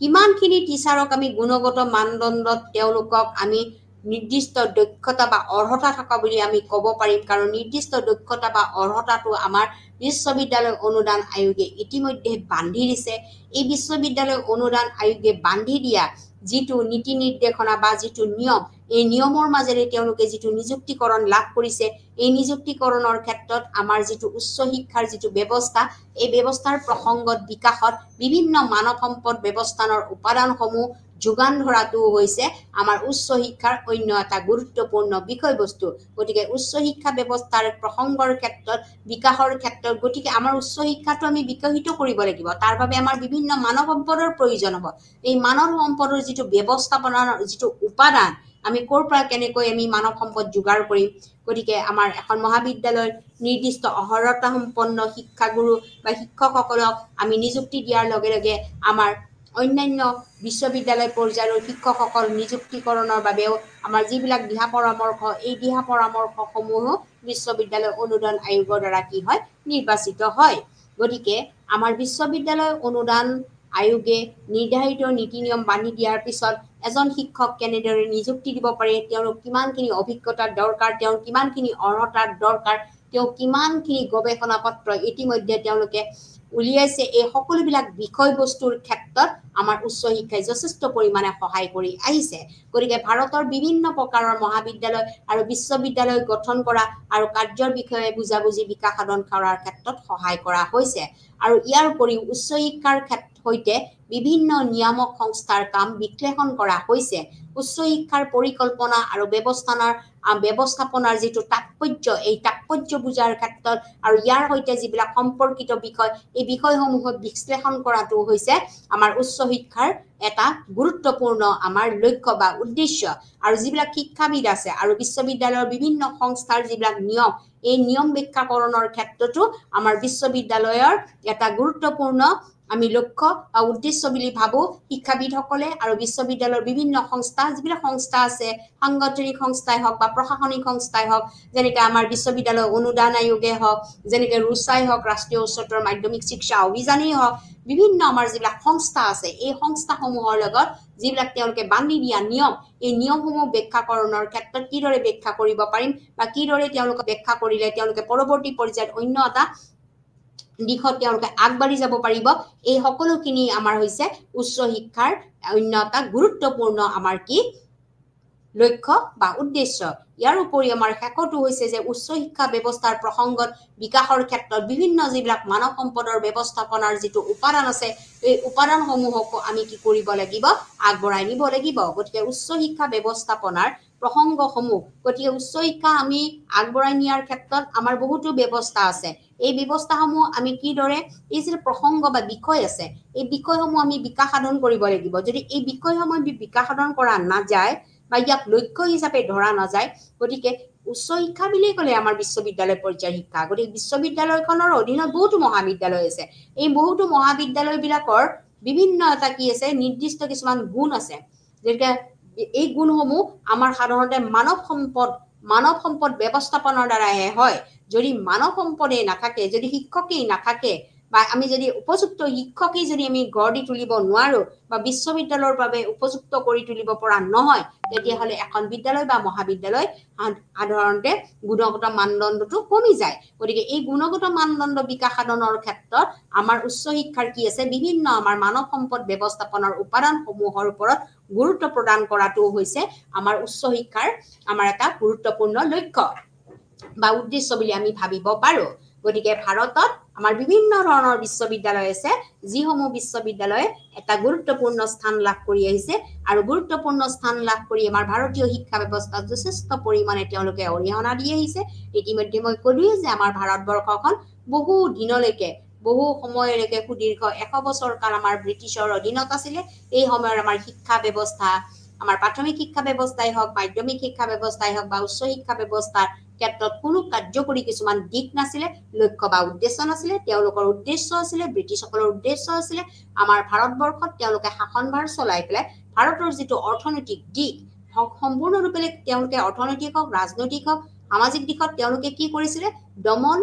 নীতি বা পীড়ন নীতি তেওঁলোকে ভাৰতীয়সকলৰ ওপৰত জাপি দিছিলে আৰু একাংশ ভাৰতীয়ক তেওঁলোকে শিক্ষিত কৰিব বিচাৰিছিলে কিন্তু তেওঁলোকৰ নীতি আৰু আদৰ্শৰ দ্বাৰা তেওঁলোকৰ নীতি আৰু আদৰ্শ আছিলে তেওঁলোকে ইংলেণ্ডৰ পৰা তেওঁলোকৰ যিটো ইংৰাজী ভাষা এই ইংৰাজী ভাষাৰ ওপৰত তেওঁলোকে গুৰুত্ব দিছিলে আৰু সেই সময়তো যিবিলাক বিশ্ববিদ্যালয় স্থাপন কৰা হৈছিলে বা মহাবিদ্যালয় স্থাপন কৰা হৈছিলে ইংলেণ্ডৰ আৰ্হিতে তেওঁলোকে প্ৰস্তুত কৰি তুলিছিলে গতিকে যিহেতু ভাৰতীয় শিক্ষা ব্যৱস্থা ব্ৰিটিছৰ অধীনত থাকোঁতে আমাৰ কোনো ধৰণৰ লক্ষ্য বা উদ্দেশ্য নাছিলে কিন্তু পৰৱৰ্তী সময়ত যেতিয়া ভাৰত স্বাধীনতা লাভ কৰিলে ভাৰত স্বাধীনতা লাভ কৰাৰ পিছতহে আমাৰ শিক্ষাবিদসকলৰ আমাৰ ৰাজনৈতিকসকলৰ আমাৰ অৰ্থনৈতিকবিদসকলৰ সমাজবিদসকলৰ কি হ'ল আমাৰ চকু মেল খালে যে আমাৰ ভাৰতীয় শিক্ষা ব্যৱস্থা এতিয়াও বহুত পিছ পৰি আছে গতিকে ভাৰতীয় শিক্ষা ব্যৱস্থাত আমি আগবঢ়াই নিবলৈ হ'লে প্ৰথমতে আমি প্ৰাথমিক শিক্ষা ব্যৱস্থা আমি কি কৰিব লাগিব আমি উপযুক্ত মানদণ্ডৰ শিক্ষা ব্যৱস্থা আমি দিব পাৰিব লাগিব এই শিক্ষা ব্যৱস্থা বিনামূলীয়া কৰিব পাৰিব লাগিব বাধ্যতামূলক কৰিব পাৰিব লাগিব আৰু সাৰ্বজনীন কৰিব পাৰিব লাগিব যেতিয়া বিনামূলীয়া কৰণ কৰিব বা বাধ্যতামূলক কৰিব এই শিক্ষা ব্যৱস্থাটো আকৌ পৰৱৰ্তী পৰ্যায়ত মাধ্যমিক শিক্ষা ব্যৱস্থালৈ গমন কৰিব যিসকল ভালদৰে উত্তীৰ্ণ হ'ব তেওঁলোকে মাধ্যমিক শিক্ষা ব্যৱস্থাত তেওঁলোকে আহিব মাধ্যমিক শিক্ষা ব্যৱস্থাত তেওঁলোকে ভালদৰে উত্তীৰ্ণকৰণ হোৱাৰ পিছতে তেওঁলোকে পৰৱৰ্তী পৰ্যায়ত ক'ত গমন কৰিব উচ্চ শিক্ষালৈ গমন কৰিব গতিকে উচ্চ শিক্ষাটো হৈছে আমাৰ আটাইতকৈ গুৰুত্বপূৰ্ণ শিক্ষা ব্যৱস্থা যি শিক্ষা ব্যৱস্থাই বৰ্তমান আমাৰ ভাৰতীয় ইতিহাসত এটা গুৰুত্বপূৰ্ণ স্থান লাভ কৰি আহিছে ইতিমধ্যে মই আলোচনাই কৰিছো আমাৰ বৈদিক যুগৰ পৰা আৰম্ভ কৰি পেলাই বৌদ্ধ যুগৰ পৰা আৰম্ভ কৰি পেলাই আমাৰ ইছলামিক যুগলৈকে এই সময়তো আমাৰ ভাৰতীয় শিক্ষা ব্যৱস্থা উচ্চ শিক্ষা ব্যৱস্থাৰ স্থান বহুত আমাৰ মনোমোহা আছিলে গতিকে সেইখিনিৰ পিছতে আমাৰ যেহেতু ব্ৰিটিছৰ শাসনভাৰ আহিল ব্ৰিটিছৰ শাসনভাৰত আমাৰ কি কৰা হৈছিল ভাৰতীয় শিক্ষা ব্যৱস্থা ইমান গুৰুত্ব প্ৰদান কৰা হোৱা নাছিলে গতিকে ভাৰতবৰ্ষ স্বাধীনতা লাভ কৰাৰ পিছতে আমাৰ প্ৰাথমিক শিক্ষা ব্যৱস্থাৰ ওপৰত গুৰুত্ব প্ৰদান কৰা হ'ল প্ৰাথমিক শিক্ষা ব্যৱস্থাৰ নিম্নতম গুণগত মানদণ্ড আৰু পৰিমাণগত মানদণ্ড বৃদ্ধি হোৱাৰ লগে লগে মাধ্যমিক শিক্ষা ব্যৱস্থা আমাৰ আগবাঢ়িল আৰু মাধ্যমিক শিক্ষা ব্যৱস্থা আগবঢ়াৰ লগে লগে আমাৰ ভাৰতীয় উচ্চ শিক্ষাৰ ক্ষেত্ৰত আমি আৰু একচৰ ওপৰলৈ যাব পাৰিলো গতিকে উচ্চ শিক্ষা হৈছে কি বিশ্ববিদ্যালয় পৰ্যায়ৰ শিক্ষা গতিকে বিশ্ববিদ্যালয় শিক্ষাৰ পৰ্যায়তো আমি ক'ৰ পৰা পাওঁ বিশ্ববিদ্যালয়ৰ অধীনত বহুতো মহাবিদ্যালয় আমাৰ স্থাপন কৰা হয় স্বীকৃতিপ্ৰাপ্ত মহাবিদ্যালয় বিশ্ববিদ্যালয় এখনে কি কৰে স্বীকৃতি প্ৰদান কৰে গতিকে এই স্বীকৃতি প্ৰদান কৰা মহাবিদ্যালয়সমূহত আমাৰ ল'ৰা ছোৱালীসকলে কি কৰিব পাৰে উচ্চ শিক্ষা গ্ৰহণ কৰিব পাৰে গতিকে উচ্চ শিক্ষা গ্ৰহণ কৰিলেই নহ'ব আমাৰ উচ্চ শিক্ষাৰ আমি কিছুমান লক্ষ্য আমি নিৰ্ধাৰিত কৰিব লাগিব গতিকে আমাৰ ভাৰতবৰ্ষটো কি কৰা হ'ল আমাৰ উচ্চ শিক্ষাৰ বাবে কিছুমান লক্ষ্য বা উদ্দেশ্য হাতত লোৱা হ'ল গতিকে এই লক্ষ্য আৰু উদ্দেশ্যসমূহ হাতত লৈ পেলাই আমাৰ বিশ্ববিদ্যালয়ৰ শিক্ষা ব্যৱস্থা আগবঢ়াই নিয়াৰ ক্ষেত্ৰত যথেষ্ট সহায়ক হ'ল গতিকে এই যিবিলাক আমি লক্ষ্য বা উদ্দেশ্য পালো এই লক্ষ্য বা উদ্দেশ্যৰ মূল বিষয়বস্তুটোৱে হৈছে যে আমাৰ ভাৰতীয় উচ্চ শিক্ষাৰ ক্ষেত্ৰত যিবিলাক সাংগঠনিক দিশ আছে বিভিন্ন প্ৰকাৰৰ মহাবিদ্যালয় আছে বা বিশ্ববিদ্যালয় গঠন কৰা হৈছে সেইবিলাকৰ মাজত কাৰ্যৰ আমি প্ৰথমতে বুজাবুজি হ'ব লাগিব কিমানবিলাক মহাবিদ্যালয় স্থাপন কৰা হ'ল এই মহাবিদ্যালয় বা বিশ্ববিদ্যালয়সমূহক কিদৰে স্বীকৃতি প্ৰদান কৰিলে বা তেওঁলোকৰ যিটো ফাংচন বা কাৰ্য কেনেদৰে কাৰ্যসমূহ তেওঁলোকে চলাই নিব ইয়াৰ মাজত যিটো বুজাবুজিৰ যিটো দিশ আছে এই দিশটো প্ৰথম লক্ষ্য গতিকে তাৰ পিছত হৈছে আমাৰ বিশ্ববিদ্যালয় এখন স্থাপন হ'বলৈ হ'লে বা মহাবিদ্যালয় এখন খুব ভালদৰে পৰিচালিত হ'বলৈ হ'লে কিছুমান নিয়ামক সংস্থা থাকে কিছুমান কাৰ্যকৰী সংস্থা নিয়ামক সংস্থা থাকে এই সংস্থাসমূহৰ কামৰ বিশ্লেষণ কৰাটো হৈছে আমাৰ এটা গুৰুত্বপূৰ্ণ লক্ষ্য ইয়াৰ উপৰিও আমাৰ যিটো উচ্চ শিক্ষাৰ ক্ষেত্ৰত যিবিলাক পৰিকল্পনা আৰু ব্যৱস্থাপনাৰ যিবিলাক তাৎপৰ্য গতিকে উচ্চ শিক্ষাৰ যিবিলাক পৰিকল্পনা আৰু ব্যৱস্থাপনা আছে এই ব্যৱস্থাপনাসমূহৰ যিবিলাক তাৎপৰ্য এই তাৎপৰ্যসমূহৰ ক্ষেত্ৰত আৰু ইয়াৰ সৈতে সম্পৰ্কিত বিষয়সমূহ বিশ্লেষণ কৰাৰ ক্ষেত্ৰতো আমাৰ উচ্চ শিক্ষাই যথেষ্ট পৰিমাণে সহায় কৰিছে গতিকে উচ্চ শিক্ষাৰ ক্ষেত্ৰত এটা পৰিকল্পনা থাকিব পাৰিব লাগিব যে প্ৰত্যেক বছৰে কোনখন বিশ্ববিদ্যালয়ত কি নতুন বিষয়বস্তু সন্নিৱিষ্ট হ'ব কি নতুন পাঠ্যক্ৰম সংযোজিত হ'ব কি গৱেষণা পত্ৰ আমাৰ নিৰ্দেশ দিয়া হ'ব কি গৱেষণা পত্ৰ উলিয়াই দিয়া হ'ব কিমানখিনি সন্মানীয় ডিগ্ৰী তেওঁলোকে লাভ কৰিব এই যিবিলাক সম্পৰ্কিত বিষয়সমূহ আমি বিশ্লেষণ কৰাৰ ক্ষেত্ৰতো এটা গুৰুত্বপূৰ্ণ লক্ষ্য হিচাপে ল'ব পাৰি ইয়াৰ উপৰিও আমাৰ বিশ্ববিদ্যালয়সমূহত যিমানবিলাক শিক্ষাবিদ আছে আৰু বিশ্ববিদ্যালয়ৰ যিবিলাক বিভিন্ন সংস্থা এই সংস্থাসমূহৰ নিয়ম ব্যাখ্যাকৰণৰ ক্ষেত্ৰতো আমাৰ কোনে সহায় কৰে এই বিশ্ববিদ্যালয়সমূহে যথেষ্ট পৰিমাণে লক্ষ্য হিচাপে আগত লৈ পেলাই তেওঁলোকে সহায় কৰা আমাৰ দেখা পোৱা যায় ইয়াৰ পৰৱৰ্তী পৰ্যায়ত হৈছে উচ্চ শিক্ষা ব্যৱস্থাৰ যিবিলাক প্ৰসংগ বিকাশিত বিভিন্ন মানৱ সম্পদৰ ব্যৱস্থাপনা যিবিলাক উপাদান যদি মানৱ সম্পদেই নাথাকে এখন বিশ্ববিদ্যালয় স্থাপন কৰাৰ ক্ষেত্ৰত অকল শিক্ষকলেই নহ'ব ইয়াৰ প্ৰশাসনিক দিশটো ইয়াৰ সাংগঠনিক দিশটো ভালদৰে পৰিচালিত হ'বলৈ হ'লে বিভিন্ন পৰ্যায়ৰ আমাৰ মানৱ সম্পদৰ প্ৰয়োজন হয় এই মানৱ সম্পদৰ যিটো ব্যৱস্থাপনা কিদৰে তেওঁলোকক নিযুক্তিকৰণ কৰা হ'ব এই বিষয়টো এটা গুৰুত্বপূৰ্ণ বিষয়বস্তু গতিকে এখন বিশ্ববিদ্যালয় স্থাপনৰ লগে লগে ইয়াত এটা বিশাল পৰিমাণে এটা বহল পৰিমাণৰ বিভিন্ন বিভাগ থাকে বিভিন্ন বিভাগত বিভিন্ন কাৰ্যকৰী সংস্থা থাকে বিভিন্ন প্ৰশাসনিক দিশ থাকে বিভিন্ন সাংগঠনিক দিশ থাকে এই সকলোবিলাক দিশৰ যিটো আলোচনা এই আলোচনাৰ বিষয়বস্তুটো কেনেকুৱা ধৰণে প্ৰসংগক্ৰমে আগবঢ়াই নিব পৰা যাব বা কিদৰে বিকাশিত সাধন কৰিব পৰা যাব গতিকে মানৱ সম্পদৰ এই যিটো ব্যৱস্থাপনা এই ব্যৱস্থাপনাটোৰ ক্ষেত্ৰতো আমাৰ ভাৰতবৰ্ষত আমাৰ উচ্চ শিক্ষাৰ এটা গুৰুত্বপূৰ্ণ লক্ষ্য হিচাপে আমি ল'ব পাৰো গতিকে আমি দেখা পালো যে আমাৰ ভাৰতীয় শিক্ষা ব্যৱস্থা কিছুমান লক্ষ্য বা উদ্দেশ্য আছে আৰু এই লক্ষ্য বা উদ্দেশ্যসমূহৰ ভিতৰতে আমি কি কৰো আমাৰ যিকোনো এখন মহাবিদ্যালয় বা বিশ্ববিদ্যালয় শিক্ষা ব্যৱস্থা আমি আগবঢ়াই নিব পাৰো গতিকে এতিয়া আমি আলোচনা কৰিম যে বিশ্ববিদ্যালয়নো কি কাৰণ এখন বিশ্ববিদ্যালয়ৰ অধীনতে মহাবিদ্যালয় স্থাপন কৰা হয় গতিকে বিশ্ববিদ্যালয়খনৰ অধীনতে মহাবিদ্যালয়খন কি কৰা হয় স্থাপন কৰা হয় অৰ্থাৎ বিশ্ববিদ্যালয় স্বীকৃতি প্ৰদান কৰে গতিকে স্বীকৃতিপ্ৰাপ্ত মহাবিদ্যালয় হিচাপে কোৱা হয় গতিকে এতিয়া যদি আমি আলোচনা কৰো যে বিশ্ববিদ্যালয়নো কি what is ইউনিভাৰ্চিটি আমি যদি আলোচনা কৰো গতিকে বিশ্ববিদ্যালয়ৰ যিটো শব্দ এইটো ইউকিপিডিয়া উচ্চ শিক্ষাৰ এটা শব্দ আৰু গৱেষণা প্ৰতিষ্ঠান হিচাপে ইয়াত কি কৰা হৈছে সংযোজিত কৰা হৈছে বিশ্ববিদ্যালয় মানে গৱেষণা নতুন নতুন বিষয় সংযোজন কৰা নতুন নতুন বিষয় আমি বিকাশ সাধন কৰা নতুন নতুন আমাৰ লক্ষ্য বা উদ্দেশ্য হাতত লৈ পেলাই আমি শিক্ষা ব্যৱস্থা কিদৰে এটা নতুন দিশত আমি আগবঢ়াই নিব পাৰিম আৰু যিবিলাক ৰাষ্ট্ৰীয় বা আন্তঃৰাষ্ট্ৰীয় পৰ্যায়ৰ দিশ আছে শৈক্ষিক দিশ আছে এই দিশসমূহ বিশেষভাৱে গৱেষণা কৰি পেলাই তাৰ প্ৰতিষ্ঠান হিচাপে আমি কি কৰিব লাগিব সংযোজিত কৰিব পাৰিব লাগিব গতিকে বিশ্ববিদ্যালয় শব্দটো হৈছে এটা ইউকিপিডিয়া শব্দ যেটো উচ্চ শিক্ষাৰ ক্ষেত্ৰত আৰু গৱেষণাৰ ক্ষেত্ৰত বিশেষভাৱে প্ৰয়োগ কৰা হয় গতিকে তাৰ পৰৱৰ্তী পৰ্যায়ত হৈছে এখন বিশ্ববিদ্যালয় কি কৰে সদায় বিভিন্ন শৈক্ষিক শাখাত শৈক্ষিক ডিগ্ৰী প্ৰদান কৰি আহিছে ইতিমধ্যে মই বহুত আলোচনাই কৰিছো যে এখন বিশ্ববিদ্যালয়ত বহুতো বিভাগীয় দিশ থাকে প্ৰথম যদি আমি বিভাগটো চাওঁ কলা বিভাগ বুলি ক'লে এটা মানৱীয় বিষয়ৰ দিশ য'ত বিভিন্ন ধৰণৰ বিষয় সাহিত্য সংস্কৃতি বুৰঞ্জী ইতিহাস শিক্ষা আমাৰ পৰিসংখ্যা মনোবিজ্ঞান বিভিন্ন ধৰণৰ বিষয় আমাৰ থাকে গতিকে ৰাজনীতি আমাৰ ইতিহাস থাকিব আমাৰ তৰ্ক যুক্তি বিভিন্ন ধৰণৰ আমাৰ কিছুমান বিভাগ আছে এই বিভাগ ঠিক সেইদৰে আমাৰ বিজ্ঞান শাখা আছে যে বিজ্ঞান শাখাত এটা বিশেষ পৰীক্ষণ কাৰ্যৰ দ্বাৰা এটা লেবৰেটৰীৰ দ্বাৰা বিভিন্ন বিষয়ৰ নতুন নতুন বিষয় সংযোজন কৰা হয় নতুন নতুন দিশ আছে অকল আমাৰ পদাৰ্থ বিজ্ঞানেই হওক বা ৰসায়ন বিজ্ঞানেই হওক বা আমাৰ যিকোনো ধৰণৰ উদ্ভিদ বিজ্ঞানেই হওক এই সমূহ এটা বিশাল বিশাল আমাৰ কিছুমান বিভাগ আছে এই বিভাগসমূহ কি ধৰণে আমাৰ পৰিচালিত হয় লগতে আমাৰ বাণিজ্য শাখা এই যিবিলাক শাখা আছে বিভিন্ন শাখা আছে কৃষি বিশ্ববিদ্যালয়ৰ শাখা বেলেগ ঠিক সেইদৰে স্বাস্থ্য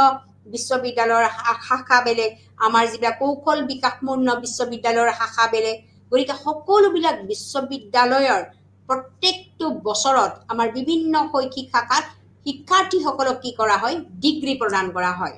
তেওঁলোকৰ পঢ়াৰ পিছত তেওঁলোকে যেতিয়া পঢ়িবলৈ আহিব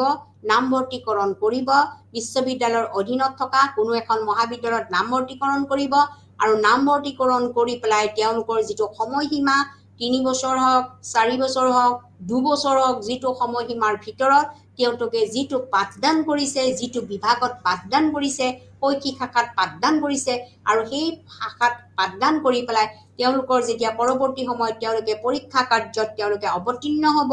পৰীক্ষণ কাৰ্যত বা মূল্যায়ন কৰা হ'ব তাৰ পিছতে তেওঁলোকক শৈক্ষিক ডিগ্ৰী প্ৰদান কৰাটোৱে হৈছে বিশ্ববিদ্যালয়ৰ কাম ইয়াৰ উপৰিও বিশ্ববিদ্যালয়সমূহে সাধাৰণতে কি কৰে স্নাতক শিক্ষা আৰু স্নাতকোত্তৰ শিক্ষা আৰু নিৰ্দিষ্ট ক্ষেত্ৰত পুৰস্কাৰ ডিগ্ৰী কিছুমান প্ৰদান কৰে আমি জানো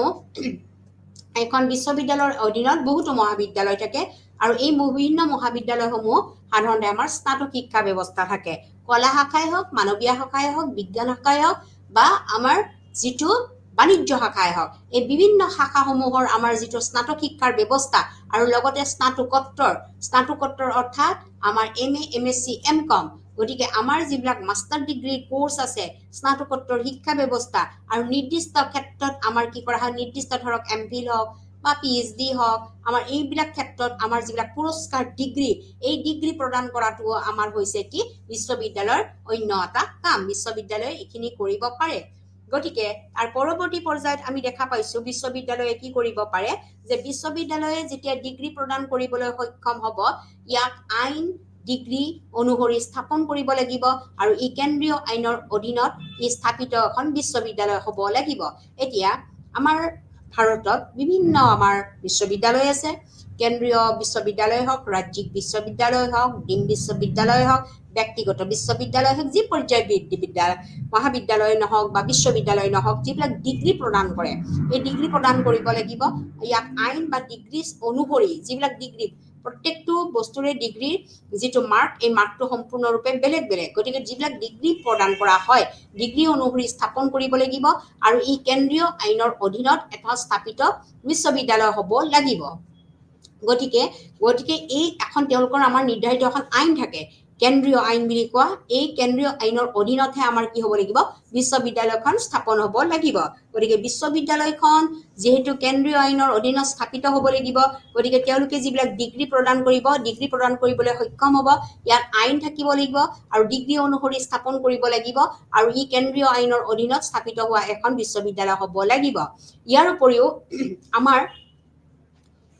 গতিকে মই ইতিমধ্যে কৈছো যে বিশ্ববিদ্যালয় অনুদান আয়োগ বা UGC যিখন আয়োগ 1956 চনত আমাৰ স্থাপন কৰা হৈছিল ইয়াৰ অধীনত এই সন্দৰ্ভত যিখন অধীনত আমাৰ বিশ্ববিদ্যালয় স্থাপন কৰা হৈছিল বিশ্ববিদ্যালয় অনুদান আয়োগ এই অনুদান আয়োগৰ অধীনতহে আমাৰ কি কৰিব লাগিব কিছুমান নিয়ম অনুসৰি বিশ্ববিদ্যালয়খন স্বীকৃতিপ্ৰাপ্ত হ'ব লাগিব যদি বিশ্ববিদ্যালয় অনুদান আয়োগৰ দ্বাৰা স্বীকৃতিপ্ৰাপ্ত নহয় তেতিয়াহ'লে আমাৰ বিশ্ববিদ্যালয়খন কি নাথাকিব বৈধতা নাথাকিব গতিকে বিশ্ববিদ্যালয়খন বৈধতা স্থাপনৰ কৰাৰ ক্ষেত্ৰত বিশ্ববিদ্যালয় অনুদান আয়োগৰ দ্বাৰা তেওঁলোকে স্বীকৃতিপ্ৰাপ্ত হ'ব লাগিব গতিকে আমি যিবিলাক মহাবিদ্যালয়সমূহ সদায় বিশ্ববিদ্যালয়ৰ দ্বাৰা স্বীকৃতিপ্ৰাপ্ত হ'ব লাগিব গতিকে বিশ্ববিদ্যালয় হৈছে এনেকুৱা এটা শব্দ যিটো শব্দ আমি ইউকিপিডিয়া অৰ্থাৎ উচ্চ শিক্ষা প্ৰদান কৰি অহা এটা বিশেষ অনুষ্ঠান আৰু লগতে আৰু এই উচ্চ শিক্ষাৰ লগত আমাৰ গৱেষণা সময়ে সময়ে আমি নতুন বিষয়বস্তুৰ দ্বাৰা আমি কি নতুন বস্তু সৃষ্টি কৰিব পাৰো কি নতুন বস্তু সংযোজিত কৰিব পাৰো